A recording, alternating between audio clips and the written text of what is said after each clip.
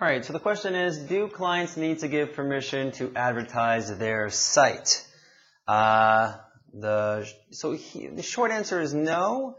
However, a technical answer, let me walk through the process of setting up a client.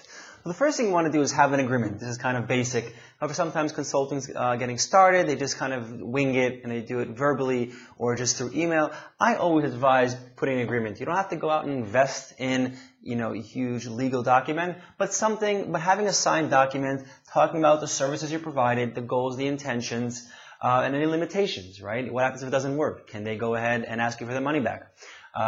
So just put that in writing in a signed document so everything is very clear up front in the most basic level. As you kind of grow and expand your business, I do advise to invest in legal documentation to make sure everything is on the up and up.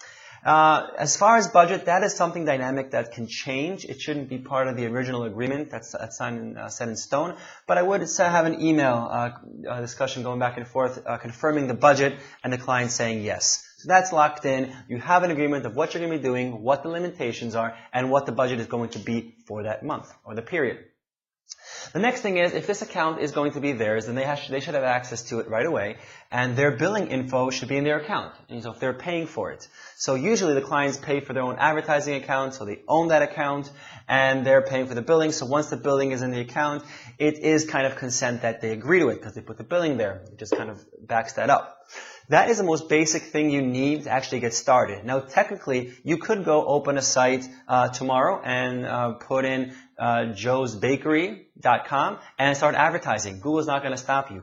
Google doesn't know what happens outside of Google AdWords. It doesn't know that you and Joe don't have an agreement that you can advertise for him. They see someone wants to pay money to advertise Joe's Bakery. They assume it's legit and they let you advertise. However, if you're doing something wrong or shady, be careful, because Google will see your billing address you put in, your credit card, your information, and you could get banned from advertising in Google altogether. I mean, there is no reason to do that, but technically it is possible to open up an account and start advertising for a site without consent. However, like I mentioned, there might be other implications, legal implications.